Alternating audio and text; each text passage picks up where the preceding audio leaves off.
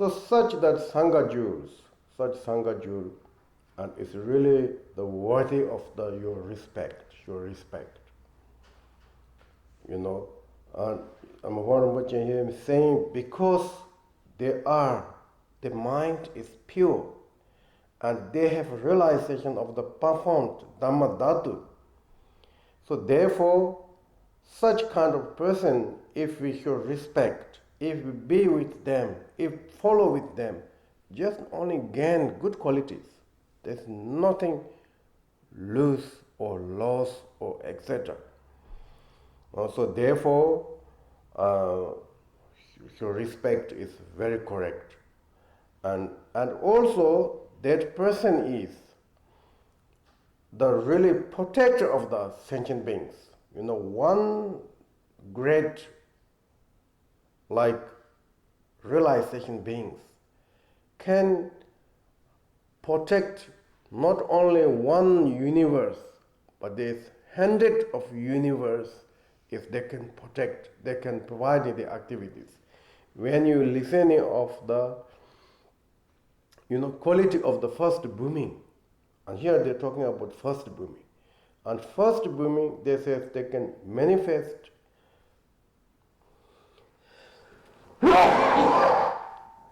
Okay. That was first booming sound, okay? First booming sound. The first booming, they can manifest their body 100 times at this moment. And they say they can, that moving 100 universe realms. So when I was in Mandalin Theatre and studying about Madhyamika, and they're talking about, the cause of the first booming, benefit of the first booming, and etc. Not only first booming or 10 booming, like the second booming is like 10 times more, 1,000 universe, 1,000 manifest of the forms, and then third booming is like 10,000, etc. Then one day there was one monk came.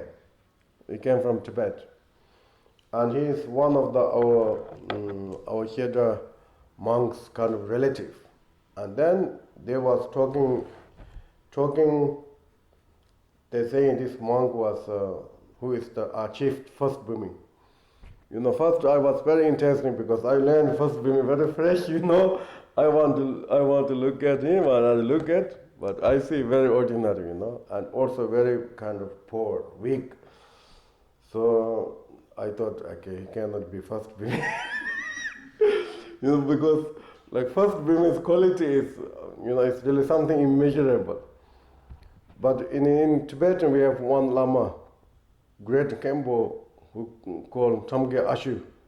And then I realized that he normally talked to his students, you are first Bhumi, you are second Bhumi, like he have thousands of first Bhumi and second Bhumis or 10th Bhumis like that. So this master, maybe he can see like that, he could see anything. He was telling, maybe he was told him as like first Bhumi, but then when he came to poor, this man, he came to India and nobody can see as his first Bhumi. And also he have little anger and so on and so forth. So the end got confirmed he was not first Bhumi, I think. Maybe, at least for me, we have like little bit jokingly talking about that, first Bhumi came,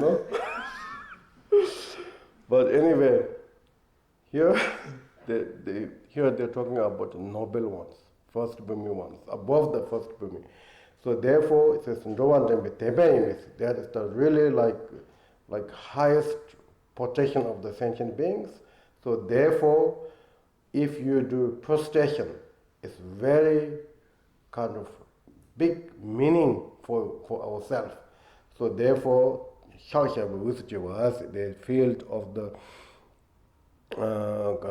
therefore become worthy of the others' prostrations. Okay, prostrations, and then that kind of realization being has full of the qualities, and their mind is just the really how you could say like pure. So therefore, that Sangha is also Sunam Jipa Jishings, like merit of the field of the glories of merit. So in traditional, Theravada traditional, Mahayana traditional, we have this system of the generosity, prostration, generosity, offering, meals, gods, like clothes, and today they offer money, etc. It comes, like this kind of teachings. The source is Buddha's word, and it's not really like tradition, not some country's tradition, but there is such. Buddha mentioned, many different sutras. So here also says that Sanam Jipa Jishing. So it's like if you link with any kind of things, it's like field of the merit. Sunam Jipa Jishing, Pal Posun Soba Himi, Sunami Jong Yin, Pal Yong. So merit and glories, Jamgön Rinpoche, he like these are the two same meanings, Sunam Pal Posun Soba. Pal means like I think here they translate as glories. Generally, Pal means something that perfectly, complete, then we can call Pal. So, generosity or merit, the merit is the really like perfect, wonderful, and the source of the, benefit of sentient beings. So this also comes through the Sangha, so therefore they're talking about Sunam Jipa Jishing's field, they talk about field, that's why they talk about field. Then another talking, such Sangha who is totally free from the fault and full of qualities.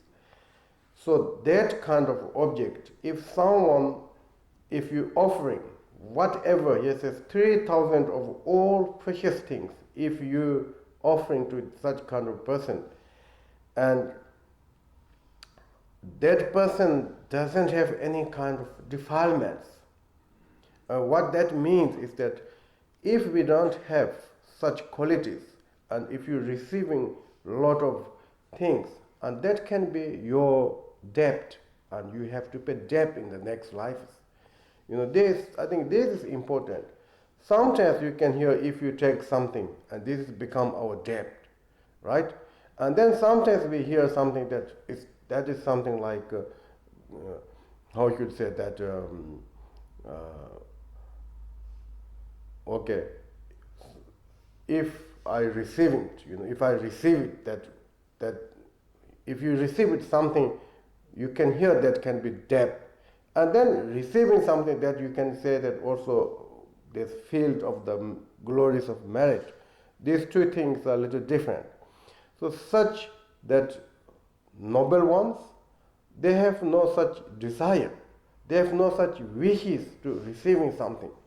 So therefore, and that person has no really debt.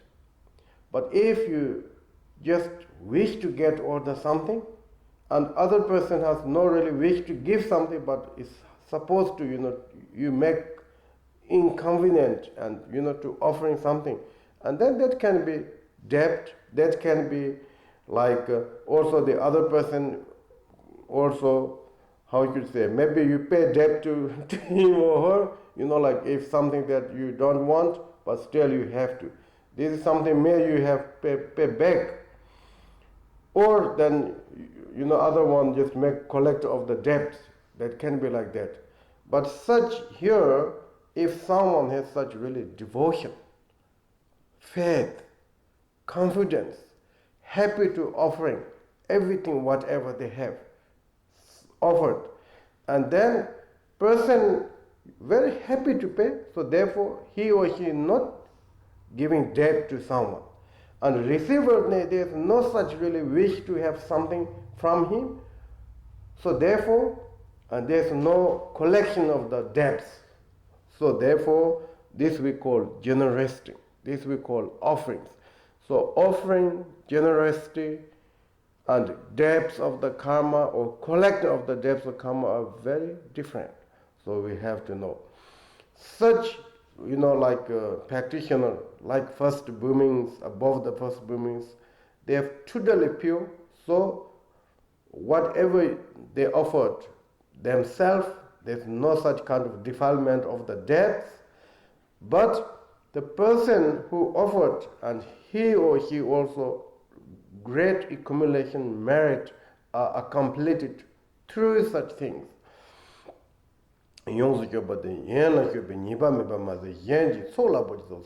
So that's why I think great masters are saying that if you are offering to the things, to the statues and holy things, and you can just only offer it, you get some merit, but there's no merit of the such really, use the things. But if we are offered to the Sangha, and then you have merit of the offer, same as you merit of the statues, but on the top of that also merit of the Sangha people use things. They are using the foods are eating, clothes are wear, and so on and so forth. So that's why here they're talking about sola boche was the great accumulation merit is completed, and because of that, and then the root text here saying is that I think truly tamed in relation to gift offered to them. What is this in English? Truly tamed. Okay. I think tamed or purified are a little bit same, Tibetan word is young, sometimes trained, sometimes purified. So yen means a gift, and someone who gift to someone, and that person has no such defilements, so therefore purifying, and who offered make great accumulation merit, so therefore I think great purifying is more better used than I think this tamed. So what they translate here in our books, what they translated is that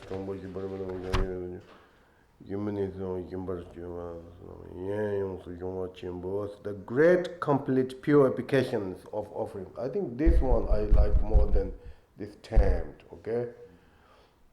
Right? So this Tibetan word, these two are the same spelling, but meanings are a little different. And in this case, young is like the person who receiving, there's no such kind of, defilement. So that's why purified. The great and who offer to get great accumulation merit, you can say that way. Because of the Mipham, he used commentary a little bit like that way here. Ndorna tamojer wala sobe kododon, shansa wala sobe goni shaza tema ubayi imbarton. Yembe mazebe pati hin but yendi dropa manjiba shiba temper des.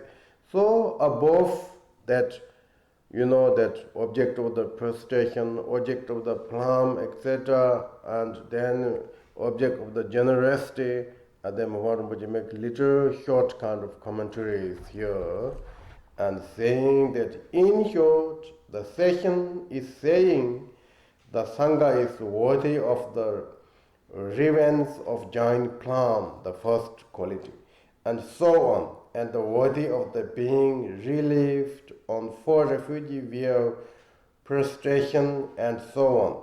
It is a field of the glories of inexhaustible benefit for others, and will not become obscured due to gifts, and this is comparable to these words. And then he used one quote, okay? And he says,